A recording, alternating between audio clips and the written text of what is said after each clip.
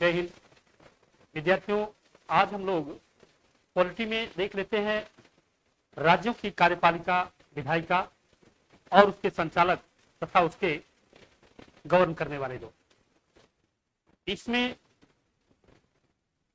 राज्य की विधायिका के बारे में जब हम लोग अध्ययन करना शुरू करते हैं तो हम लोग पाते हैं कि वास्तव में राज्य की जो प्रशासकीय व्यवस्था है बिल्कुल वो केंद्र की तरह ही है।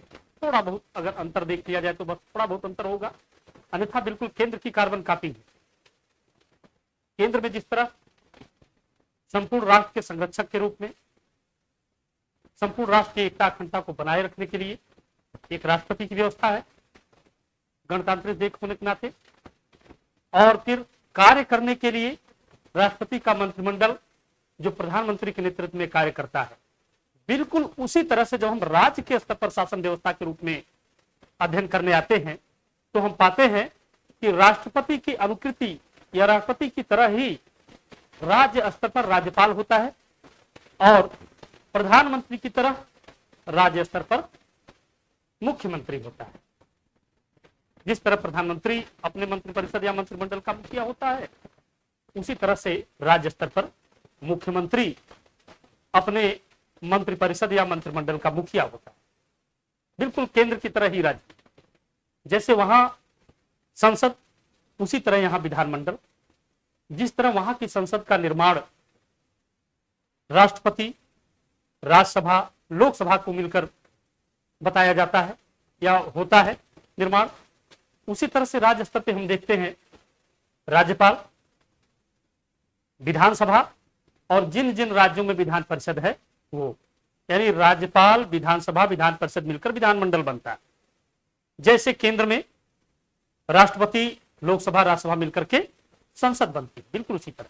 तो इस प्रकार हम लोग पाते हैं कि राज्य विधायिका या राज्य कार्यपालिका या राज्य शासन स्तर की जो चीजें हैं वहां बिल्कुल केंद्र की ही एक अनुकृति के रूप में इनको लिया गया है।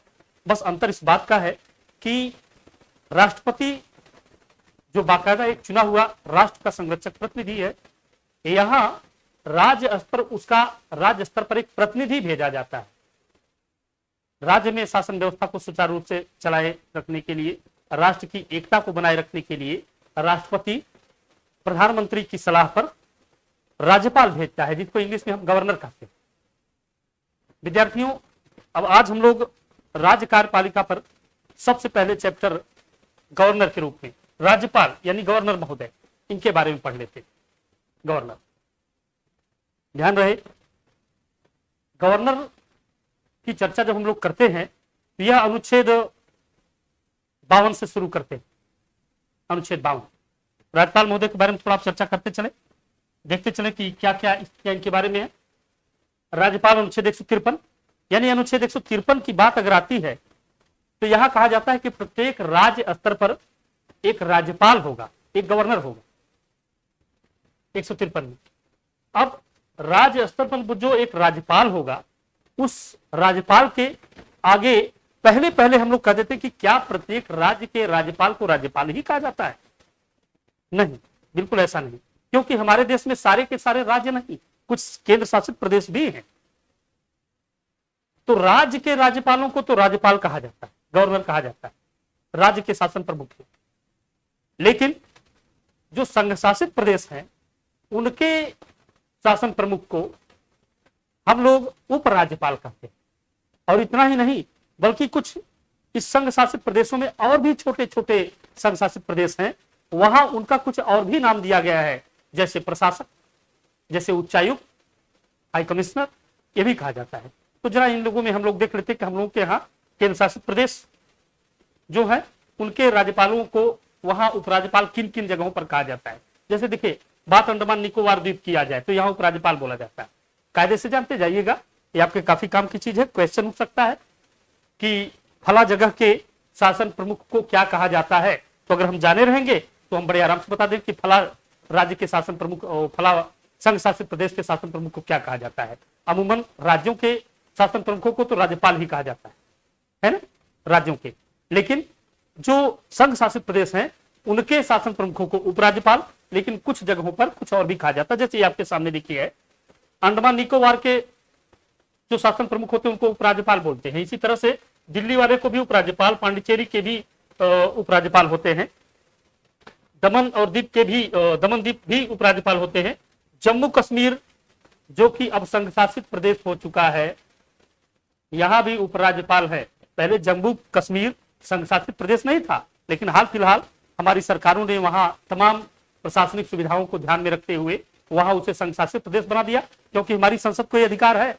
मैंने जब आपको शायद राज्य और संघ राज्य प्रदेश की बात आप जब हमने किया था, संविधान के भाग 1 अनुच्छेद 1, 2, 3, 4 हमने जब पढ़ाया होगा तो वहां आपको बताया होगा कि अनुच्छेद 3 के तहत हमारी संसद को अधिकार है, वह किसी राज्य को चाहे तो उसको समाप्त कर दे, उसे संघ शासित प्रदेश बना दे, चाहे तो नए राज्य बना दे, चाहे एक ही राज्य को तोड़कर 2 नए राज्य बना दे, चाहे कई राज्यों की थोड़ी थोड़ी सीमा को लेकर के नए राज्य का निर्माण कर दे। ये हमारी संसद को अधिकार है। लोकतांत्रिक देश होने के नाते यद्यपि वहां के सरकारों से, वहां की जनता से राय ली जाती है, लेकिन संसद वहां की सरकारों, वहां के जनता के राय को मानने के लिए बाध्य नहीं है। इसीलिए देखिए, इस बात पर बताना पड़ा आपको कि जम्मू कश्मीर जो कि एक राज्य हुआ करता था, लेकिन वहां जम्मू कश्मीर को 2 डिवीजन में बांटकर, लद्दाख और जम्मू कश्मीर 2 डिवीजन में बांटकर वहां उपराज्यपालों की नियुक्ति हो गई। तो देखिए, अब जम्मू कश्मीर में भी उपराज्यपाल हो गए, ठीक है, लद्दाख ये भी उपराज्यपाल हो गए। अभी हमने बताया कि जम्मू कश्मीर को 2 भागों में बांट दिया गया। दादर नगर हवेली, यहां के जो शासन प्रमुख होते हैं उनको प्रशासक कहा जाता है, वहां उपराज्यपाल नहीं, यहां प्रशासक बोला जाता है दादर नगर हवेली को। लक्षद्वीप, इनको भी प्रशासक कहा जाता है। और देखिए, चंडीगढ़ जो है, जो कि हरियाणा, स्वयं चंडीगढ़ और पंजाब की राजधानी है, इस चंडीगढ़ के जो शासन प्रमुख होते हैं उनको हाई कमिश्नर या चीफ कमिश्नर, उच्च आयुक्त, मुख्य आयुक्त बोला जाता है इनको। ये आपके जानने के लिए सबसे महत्वपूर्ण चीज है, जानते रहेगा खूब कायदे से। हम लोग इसको जो है ये मान लेते थे इस तरह से कि अंडमान, दिल्ली, पांडिचेरी, दमन दीप और जम्मू कश्मीर, लद्दाख तो तब था ही नहीं, तो यहां तक हम लोग उपराज्यपाल मान लेते थे। और उसके बाद इसको इस तरह याद करते थे, दादर गोरखपुर, हम लोग यहाँ से ट्रेन चलती थी, हम लोग यहाँ से एक ट्रेन चलती थी दादर गोरखपुर, तब गोरखपुर से जाती थी आजमगढ़ में हम लोगों को मिल जाती थी, और इलाहाबाद तक हम लोग उससे चढ़ के जाते थे आराम से। तो दादर गोरखपुर, तो हम लोग दादर गोरखपुर जो जा रही है तो उससे हम लोग कहाँ जाते हैं, इलाहाबाद। इलाहाबाद क्यों जा रहे हैं, प्रशासक बनने के लिए, है ना। तो दादर गोरखपुर से हम लोग याद कर लेते कि प्रशासक बनने के लिए जो हम लोग पकड़ते हैं गाड़ी, तो यानी दादर गोरखपुर से जो गाड़ी गई है दादर नगर हवेली, वो जो है प्रशासक है ना। नगर हवेली, तो हवेली में कौन रहता है, तो बड़े बड़े राजा यानी प्रशासक। इस तरह से हम लोग दादर नगर हवेली, तो नगर हवेली में प्रशासक रहते हैं, इसलिए इनको याद कर दिया गया था कि प्रशासक रहते हैं। यहाँ लक्षद्वीप, देखिए यहाँ प्रशासक है, तो हम लोग इसको कैसे बनाए थे कि हमारा लक्ष्य क्या है, प्रशासक बनना।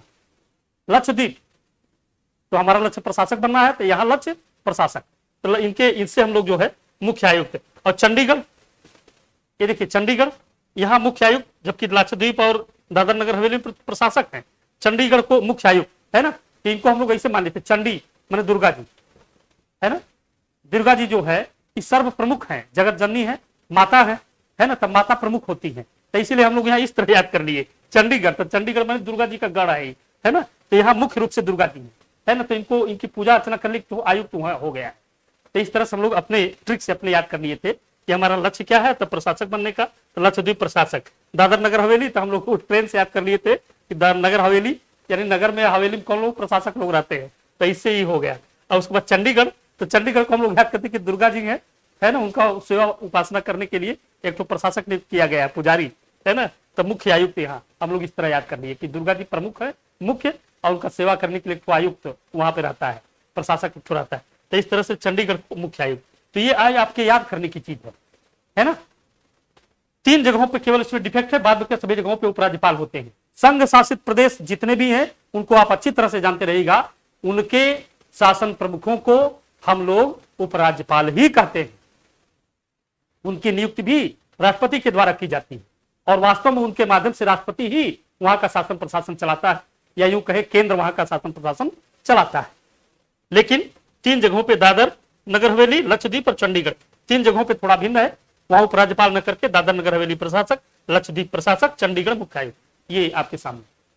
ठीक, तो अभी जो हमने राज्यपाल की चर्चा की कि भारत राज्यों का एक राज्यपाल होगा, हर राज्यों का एक राज्यपाल हो जाए 153, और उसमें फिर कहा गया कि 7वां संशोधन कर दिया गया, उसमें बताया गया कि एक ही राज्यपाल कई राज्यों का भी प्रशासन संभाल सकता है ना।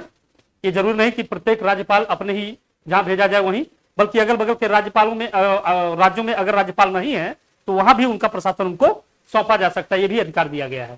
तो ये आपके सामने रहे, ठीक, कहा क्या क्या कहा जाता है ये आपके सामने है। अब जरा हम लोग आगे इनके बारे में चर्चा कर लेते हैं और इनके लिए क्या क्या मुख्य चीजें, इनकी योग्यता, राज्यपालों की योग्यता क्या है। देखिए, राज्यपालों की योग्यता के बारे में अगर चर्चा की जाए तो राज्यपाल वास्तव में केंद्र का एजेंट होता है, केंद्र का एजेंट होता है, सांसद बनने की योग्यता रखता हो, 35 वर्ष से अधिक आयु पूरी कर चुका हो, पागल दिवालिया ना हो, है ना।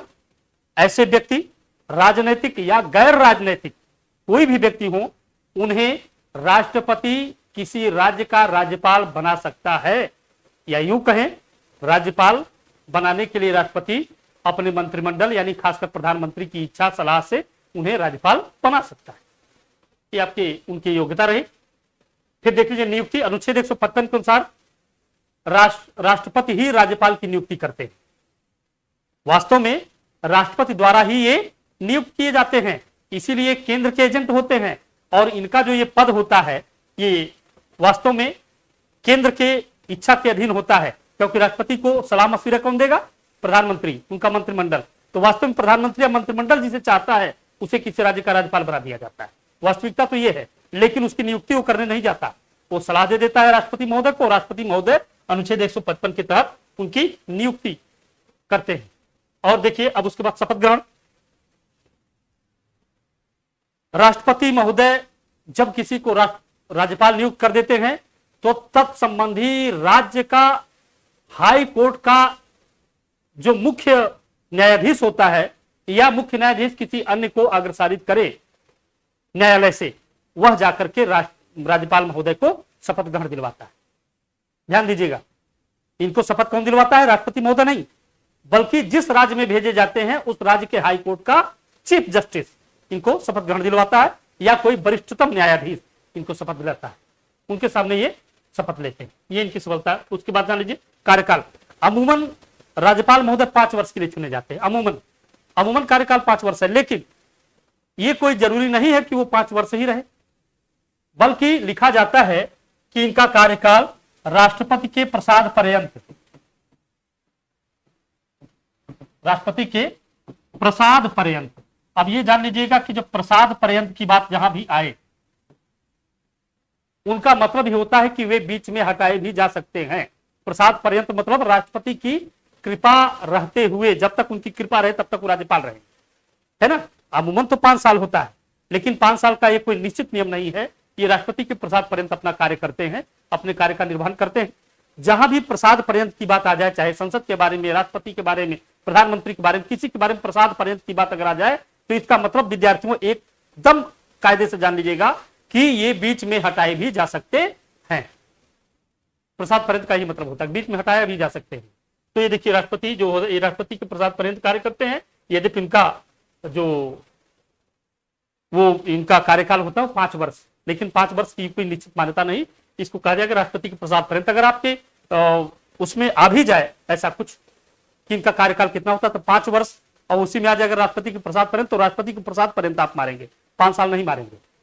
अमूमन 5 साल जबकि कार्यकाल होता है, लेकिन राष्ट्रपति के प्रसाद पर्यंत ये एक्यूरेट जो है इसका आंसर है।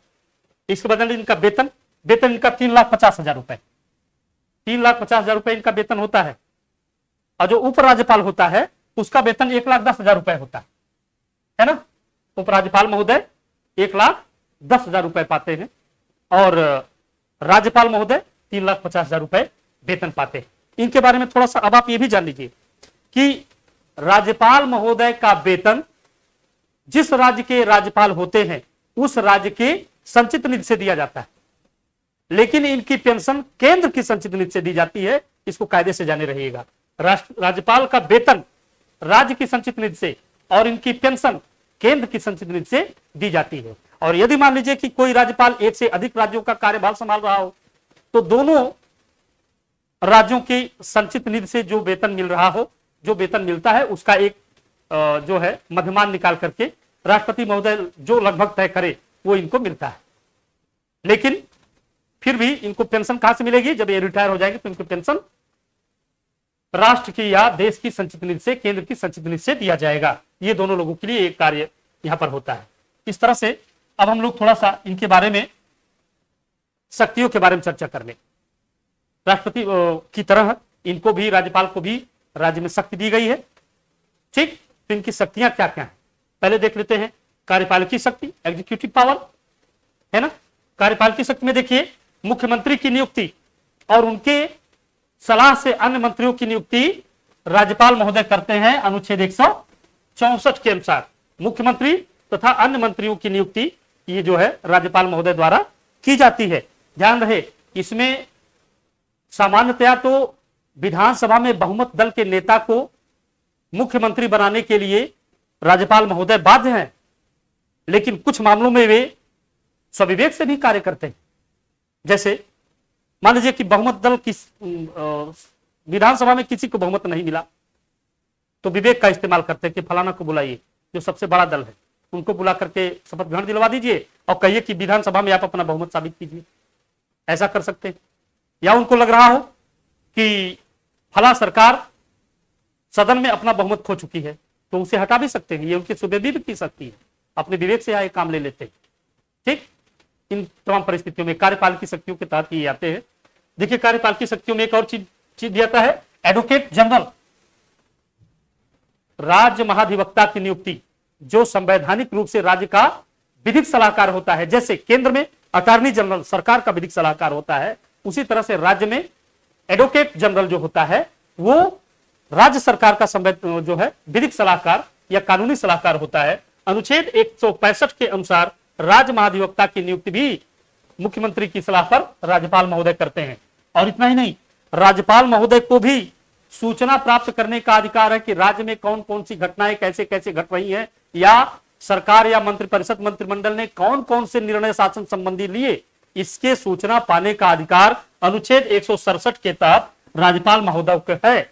जैसे अनुच्छेद 78 के तहत राष्ट्रपति को यह अधिकार प्राप्त है, अनुच्छेद 78 के तहत, कि वह प्रधानमंत्री से सूचना प्राप्त करे कि आपकी मंत्रिपरिषद ने कौन कौन से निर्णय लिए हैं या राष्ट्र में कौन कौन सी ऐसी घटनाएं घटी हैं। ये अधिकार, जिस तरह से प्रधानमंत्री को से जो है राष्ट्रपति को सूचना प्राप्त करने का अधिकार है, उसी तरह से सूचना प्राप्त करने का अधिकार राज्यपाल महोदय को भी है। वो 78 है, 78, लेकिन ये 167 167 है। थोड़ा सा कभी कभी टेक्निकली रूप में आर्टिकल पूछ देता है।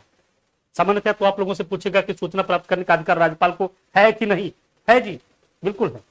इसी तरह से इनके कार्यपालिकी शक्तियों में ये देखिए, लोक सेवा आयोग के अध्यक्ष और सदस्यों की नियुक्ति भी अनुच्छेद 316 के तहत यही करते हैं। राज्यपाल महोदय ही लोक सेवा आयोग के सदस्यों और अध्यक्ष की नियुक्ति करते हैं, यद्यपि उनको हटाने का अधिकार इनको नहीं है। उनको हटाने का अधिकार उस राज्य की हाई कोर्ट के निर्णय के आधार पर राष्ट्रपति महोदय को है। देखिए नीचे लिखा भी है, हटाने का अधिकार सुप्रीम कोर्ट के रिपोर्ट पर राष्ट्रपति महोदय। ये राष्ट्रपति महोदय क्या करते हैं कि अगर कोई सदस्य या अध्यक्ष की मामले बहुत गड़बड़ हो चुके हों और वो बहुत बदनाम हो चुका हो, तो तत्संबंधी राज्य की में जो रिट हो सकती है, या राज्य के साथ साथ केंद्र में जो सुप्रीम कोर्ट है वो उस पर निर्णय करती है कि गलत है कि सही है। और अगर उसने अनुशंसा दे दिया कि फलाना अध्यक्ष महोदय गलत है, तब उनको हटाएंगे राष्ट्रपति महोदय। राज्यपाल नियुक्त तो करता है, लेकिन ये उनको हटाने का अधिकार नहीं रखता। लोक सेवा आयोग के अध्यक्ष और सदस्यों को यह हटाने का भी अधिकार रखते हैं। ये राज्य के यूनिवर्सिटी के उप कुलपतियों की नियुक्त करते हैं, वाइस चांसलर वीसी, क्योंकि राज्य स्तर पे जो यूनिवर्सिटीज होती हैं उनके प्रमुखों को वीसी बोला जाता है, वाइस चांसलर, और उनके कुलपति राज्यपाल महोदय खुद होते हैं। केंद्र के जो यूनिवर्सिटी होती हैं उनमें कुलपति होते हैं, राष्ट्रपति महोदय उसके कुलाधिपति होते हैं, लेकिन यहाँ जो कुलपति कुलाधिपति जो होते हैं राज्यपाल महोदय होते हैं राज्यों में, और यूनिवर्सिटी के प्रमुखों को, यूनिवर्सिटी के प्रमुख प्रशासक को बोला जाता है वाइस चांसलर यानी वीसी। उनकी नियुक्ति भी करने का अधिकार हमारे राज्यपाल महोदय को है। तो ये तो है एग्जीक्यूटिव पावर यानी कार्यपालिकी शक्तियां। अब देखते हैं लेजिस्लेटिव पावर। लेजिस्लेटिव पावर में आखिर क्या क्या चीजें हैं? विधायी शक्तियां, ये हट क्यों नहीं रहा? विधायी शक्तियों के बारे में हम लोग जान लेते हैं कि आखिर विधायी शक्तियों में क्या क्या है। ये जान लीजिए, हमारे राज्यपाल महोदय विधिक शक्तियों के तहत ये अधिकार रखते हैं कि वे सजा याफ्ता व्यक्ति को क्षमा तो कर सकते हैं, लेकिन ध्यान रहे राष्ट्रपति की तरह यह शक्ति उनके पास नहीं है। ऐसी शक्ति उनके पास प्रेसिडेंट की तरह नहीं है। प्रेसिडेंट तो सेना न्यायालय के किसी दोषी को भी क्षमा कर सकता है या मृत्युदंड पाए हुए किसी दोषी को भी क्षमा कर सकता है, लेकिन ये ऐसे व्यक्ति जो सेना न्यायालय का दोषी हो उसके लिए क्षमा याचना का अधिकार नहीं रखते। लेजिस्लेटिव पावर में सारी चीजें इनके लिए, ये आगे क्यों नहीं बता रहे। अच्छा देखिए, विधायी शक्तियों में और साथ साथ क्या होता है, ये जो है अपने प्रांत में, जब उनके प्रांत में जो है किसी न्यायाधीश की नियुक्ति होती है, न्यायाधीश की नियुक्तियों के समय भी इनके पास यह अधिकार है कि पैनल जो होता है, जो किसी न्यायाधीश को नियुक्त करने का जो पैनल होता है, उसमें बाकायदा इनसे भी राय ली जाती है और ये उस पैनल में शामिल होते हैं, ठीक, और उसको जो है इस पैनल के द्वारा जो है उस जगह का न्यायाधीश नियुक्त किया जाता है। ये लेजिस्लेटिव पावर इनकी है, ये विधायी शक्तियां इनके पास। विधायी शक्तियों के साथ साथ अभी इसमें भी बताया गया कि ये इनमें जो है जिस तरह से राष्ट्रपति महोदय हमारे सुप्रीम कोर्ट से सलाह लेने का अधिकार रखते हैं, उस तरह से ये अब उस राज्य के हाई कोर्ट से सलाह लेने का अधिकार नहीं रखते।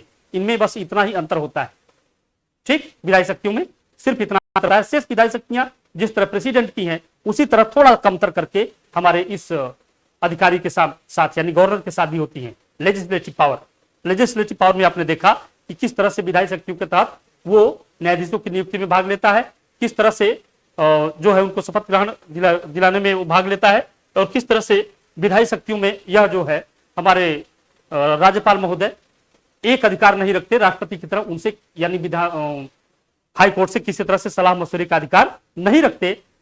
दंड को क्षमा करने का अधिकार ये उसी तरह रखते हैं जैसे राष्ट्रपति, लेकिन उसमें मृत्युदंड, खासकर मृत्युदंड के साथ साथ सेना न्यायालय के किसी मामले को छोड़कर, जबकि राष्ट्रपति महोदय सेना न्यायालय के भी सजायाफ्ता व्यक्ति को क्षमा करने का अधिकार रखते हैं। तो ये हो गई इनके साथ विधायी शक्ति। तो आपने देखा यहां कार्यपालकी शक्तियां, इसके बाद हो गई विधायी शक्तियां, और इसके बाद आगे हम देखते हैं वो है वित्तीय शक्तियां, फाइनेंशियल पावर। फाइनेंशियल पावर के रूप में आप जान लीजिए,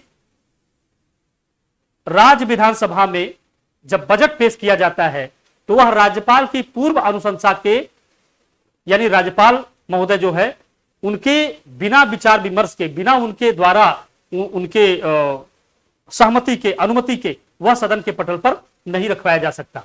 यानी वित्तीय शक्तियों में कहा जाए तो ये वार्षिक बजट को विधानसभा के पटल पर रखवाते हैं, उसके पास होने के बाद उस पर हस्ताक्षर करते हैं।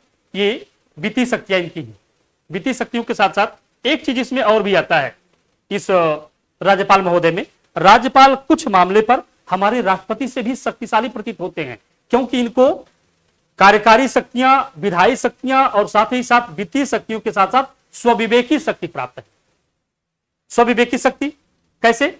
जैसे देखिए, यदि राज्य विधानसभा ने किसी प्रस्ताव को विधेयक के रूप में पारित करके इनके पास भेज दिया, तो स्वविवेकी शक्ति के तहत हमारे राज्यपाल को यह अधिकार है कि वह अनुच्छेद 200 के तहत उस विधेयक को अपने पास राष्ट्रपति के सूचनार्थ सुरक्षित रख सकता है। इसी तरह से हमारे जो है विधायी शक्तियों में तो मैं पढ़ा ही चुका हूं, अध्यादेश जारी करना, नियुक्तियां करना, ये सब तो बता चुका हूं थोड़ी देर पहले। अच्छा हाँ, इसमें अध्यादेश छूट रहा था, हमारे राज्यपाल महोदय अध्यादेश जारी कर सकते हैं जिस तरह राष्ट्रपति महोदय अध्यादेश जारी करते हैं, मतलब बिल्कुल केंद्र की अनुकृति है ये छूट रहा था। विधायी शक्तियों के तहत ये अध्यादेश भी जारी करते हैं, राष्ट्रपति का अध्यादेश, ठीक, जिस तरह होता है उसी तरह से यहां पर राज्यपाल महोदय भी अनुच्छेद 213 के तहत अध्यादेश जारी कर सकते हैं। कब? जब सदन सत्र में ना हो और प्रांत को किसी कानून की बड़ी जल्दी हो। इन परिस्थितियों में अध्यादेश जारी करने की शक्ति राज्यपाल महोदय को है, और उस अध्यादेश की भी वही शक्ति होती है जैसे केंद्र में अध्यादेश की शक्ति राष्ट्रपति वाली, बिल्कुल उसी तरह से। अर्थात ये 6 माह 6 सप्ताह, इसमें से कुछ भी ऐसी परिस्थितियों में यदि ये अध्यादेश जारी करते हैं तो उसकी जो है 6 माह 6 सप्ताह में उसकी जो है वो वैधानिकता होती है। अगर सदन सत्र में बैठा, विधानसभा बैठी और विधानसभा ने उसको कानून बना दिया तब तो ये चलता रहेगा, और विधानसभा ने उसको कानून नहीं बनाया तो वह 6 माह के बाद अपने आप समाप्त हो जाएगा। अनुच्छेद 213 के तहत हमारे राज्यपाल महोदय भी राष्ट्रपति की तरह अध्यादेश जारी करने की शक्ति रखते हैं। इसी तरह से 333 ये काफी विवादित भी हो चुका धीरे धीरे 333, और ये 333 जो होता है इसमें क्या है कि ये राज्यपाल महोदय बिल्कुल राष्ट्रपति की तरह, राष्ट्रपति संसद में और राज्यपाल महोदय विधानसभा में, यदि उन्हें लगे कि उसमें आंग्ल भारतीयों या एग्लो इंडियन लोगों का प्रतिनिधित्व एकदम नहीं है तो वह एक एग्लो इंडियन को विधानसभा में अपनी तरफ से विधायक मनोनीत कर सकते हैं। यह राज्यपाल महोदय को अधिकार है। और इसी तरह से 333 के तहत संसद में 2 व्यक्तियों को जो आंग्ल भारतीय समुदाय से आते हैं उन्हें सांसद बनाने का अधिकार राष्ट्रपति महोदय को होता है। 333 धीरे धीरे जो है बदनाम होता जा रहा है, क्योंकि एग्लो इंडियन को क्यों, आखिर कब तक एग्लो इंडियन है? अभी तक एग्लो इंडियन बचे ही नहीं, बचे हुए ही हैं। 70 साल बीत गए, अभी सब समाप्त नहीं हुए, अभी तक वो लोग हैं। ठीक, विधानसभा में 1/6 सदस्यों को मनोनीत करना ये तो मान लीजिए कि है ही। इसके साथ साथ देखिए विधानसभा का सत्रावसान करना, मतलब विधानसभा को विघटित करना, सत्रावसान करना भी इसी का अधिकार है हमारे राज्यपाल महोदय का। राज्यपाल महोदय विधानसभा को का सत्रावसान कर सकते हैं या विघटन भी कर सकते हैं। विघटन 2 तरह से होता है, जब मैं आपको आपातकाल पढ़ाऊंगा तो उसमें बताऊंगा जी। विधानसभा का विघटन 2 लोग कर सकते हैं, अनुच्छेद 356 के तहत राष्ट्रपति महोदय और 174 के तहत हमारे राज्यपाल महोदय विधानसभा का विघटन कर सकते हैं। ये आपको आगे आएगा। न्यायिक शक्तियों में अभी थोड़ी देर पहले कुछ विशेष परिस्थितियों में राज्यपाल के कार्यों का निर्वहन राष्ट्रपति द्वारा किया जाता है, विशेष परिस्थितियों में, है ना। ऐसी विषम परिस्थितियां बनती है जब उन परिस्थितियों में राष्ट्रपति महोदय उनके कार्यों का निर्वहन करते हैं। ठीक, आगे जान लीजिए। हाँ, अनुच्छेद 160 के तहत इसमें स्वविवेकी शक्तियों के बारे में चर्चा कर रहा था। इसके पहले मैं स्वविवेकी शक्तियों को बताना चाहूंगा। राज्यपाल महोदय इस जगह पर हमारे राष्ट्रपति से अधिक शक्तिशाली प्रतीत होते हैं।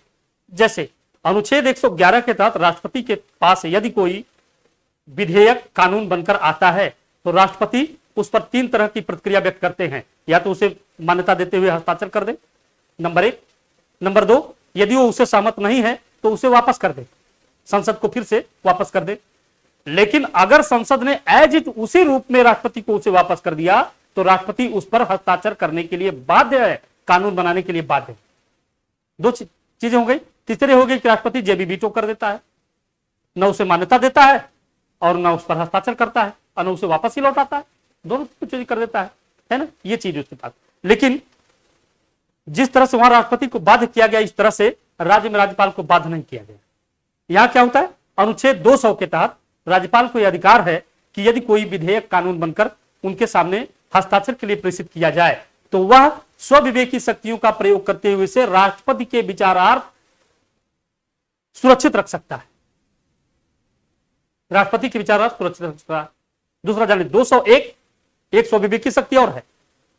राष्ट्रपति के विचारार्थ जब उसने उन्हें प्रेषित कर दिया और राष्ट्रपति के विचारार्थ वापस भी आया, या यूं कहे राष्ट्रपति ने विचार कर लिया, कहा कि नहीं ठीक है, इसको आप लोग फिर से जो है बनाइए, और विधानसभा ने उसे फिर से कानून बनाकर वही चीज भेज दिया, बिल्कुल उसमें कोई संशोधन नहीं किया, तो भी राज्यपाल महोदय उसे मानने के लिए बाध्य नहीं है। यहां पर राज्यपाल राष्ट्रपति से अधिक शक्तिशाली प्रतीत हो जाता है जब उसे स्वविवेकी शक्तियों का प्रयोग करना होता है।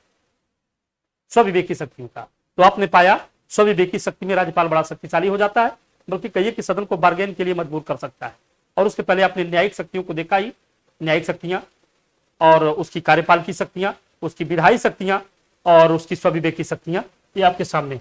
यहां हम आपको बताना चाहेंगे कि सरोजिनी नायडू देश की पहली महिला राज्यपाल थी। माने इस देश में यदि की कोई पहली महिला राज्यपाल बनी थी तो वो थी सरोजिनी नायडू, और भी उत्तर प्रदेश की राज्यपाल बनी थी। पूरे भारतवर्ष की पहली महिला राज्यपाल सरोजिनी नायडू थी, जो उत्तर प्रदेश की राज्यपाल बनाई गई, और वो भी उत्तर प्रदेश की पहली महिला राज्यपाल थी और पहली राज्यपाल थी। यूपी की पहली राज्यपाल भी थी, यूपी की पहली महिला राज्यपाल भी थी सरोजिनी नायडू, और पूरे देश में पहली राज्यपाल बनने वाली वो महिला थी। ये सरोजिनी नायडू के बारे में कहा जाता है। और इस तरह से एक चीज इसमें और भी है, और वो है विशेष रूप में बताया गया कि भारत में पहली बार किसी राज्यपाल को अगर बर्खास्त किया गया था तो वह तमिलनाडु के राज्यपाल थे, जिनका नाम था प्रभुदत्त पटवारी। प्रभुदत्त पटवारी जी किसी कारण से अपने पद से हट नहीं रहे थे, आखिरकार सरकार को उन्हें बर्खास्त करना पड़ा, बर्खास्त कर दिए गए प्रभुदत्त पटवारी। ये आपके जानकारी के लिए बहुत विशेष रूप में जान लीजिएगा। राज्यपाल जल्दी बर्खास्त नहीं किए जाते तो अपने पद से हट जाते हैं, कार्यकाल के दौरान या तो त्यागपत्र दे देते हैं या हट जाते हैं, या यूं कहें कि कहीं स्थानांतरण कर दिया जाता है। सरकार का निर्देश को मानते ही बर्खास्त जैसी पोजीशन बहुत कम ही आती है, लेकिन पहली बार बर्खास्त जैसी पोजीशन आई थी। प्रभुदत्त पटवारी तमिलनाडु के राज्यपाल थे, उनको सरकार ने बर्खास्त किया था। तो ये सामने आपकी चीजें हैं, आपने राज्यपाल के बारे में जाना समझा। राज्यपाल एक तरह से केंद्र का एजेंट है और वह केंद्र की तरफ से ही कार्य करता है, केंद्र के इशारों पर कार्य करता है। और साथ ही साथ एक चीज इसमें मैं नहीं बता रहा हूं, सोच रहा हूं कुछ को मैं जाकर के आपातकाल में बताऊं, लेकिन संकेत यहां जरूर दे रहा हूं कि राज्यपाल के पास वह भी शक्ति है, यदि उसे समाधान हो जाए, यूं कहें केंद्र सरकार को समाधान हो जाए तो वह उसे संकेत दे देती है, या यूं कहें संवैधानिक रूप से कहा जाता है कि यदि राज्यपाल को ऐसा लगे कि राज्य में कानून व्यवस्था एकदम बिगड़ चुकी है, राज्य का शासन प्रबंध कानून व्यवस्था के अनुसार नहीं चलाया जा सकता, तो वह केंद्र को जो है सूचना भेज सकता है कि राज्य में राष्ट्रपति शासन लगाया जाना आवश्यक है, अनुच्छेद 356। हालांकि ये सारी चीजें जो है केंद्र के ही इशारे पर होती हैं, लेकिन वो राज्यपाल महोदय को आगे करके होती हैं, यानी काम राज्यपाल महोदय के नाम से ही होता है। तो 356 प्रांत में लगवाना ये भी राज्यपाल महोदय का काम है। 174 के था तो उसे विधानसभा को विकृत भी कर सकते हैं या निलंबित भी कर सकते हैं, विकृत निलंबन दोनों दो चीजें, ये भी इनके लिए है। इसको मैं विस्तृत रूप से आपातकाल में बताऊंगा, इसलिए मैंने इस चीज को बहुत कायदे से अभी यहां नहीं बताया, यहां केवल हमने संकेत किया है। तो इस तरह आपने राज्यपाल की कार्यपाल की विधायी, न्यायिक, वित्तीय और उनकी स्वविवेकी शक्तियों के बारे में जाना। ये राज्यपाल महोदय हमारे केंद्र के एजेंट होते हैं। इतना भी जान लीजिए कि स्वयं सरोजिनी नायडू ने कहा था कि ये पिंजड़े में, सोने के पिंजड़े में एक तोता, इस तरह से, क्योंकि ये शासन प्रमुख नहीं होते, है ना, ये राज्य प्रमुख होते हैं लेकिन शासन प्रमुख नहीं होते। राज्यपाल महोदय के लिए ऐसा भी कहा जाता है। तो आज बस इतना ही। नेक्स्ट हम लोग जो है आगे चैप्टर के बारे में चर्चा करेंगे और वो संभवतः होगा विधानसभा Vidhan Parishad. Thank you class.